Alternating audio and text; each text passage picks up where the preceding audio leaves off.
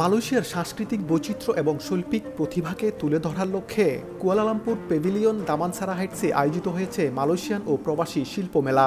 ২৬ জুলাই আনুষ্ঠানিক উদ্বোধনের মাধ্যমে শুরু হওয়া এই মেলা চলবে আগামী ৪ আগস্ট পর্যন্ত, যেখানে প্রথমবারের মতো অংশ নিয়েছে বাংলাদেশ। এবছর মেলার আয়োজক প্রতিষ্ঠান সুরিয়াতা রিসোর্সেস এবং আর্ট মার্কেট মালয়েশিয়া। মেলায় বাংলাদেশ হাইকমিশনের তত্ত্বাবধানে women and e-commerce Malaysia chapter অংশ নিয়েছে। দুটি প্রদর্শনী বুথে বৈচিত্র্যময় পরিসরে বাংলাদেশি হস্তশিল্প, গৃহসজ্জা, ঐতিহ্যবাহী পোশাক, গহনা, খাবার এবং পানীয় পণ্য প্রদর্শন করা হয়েছে।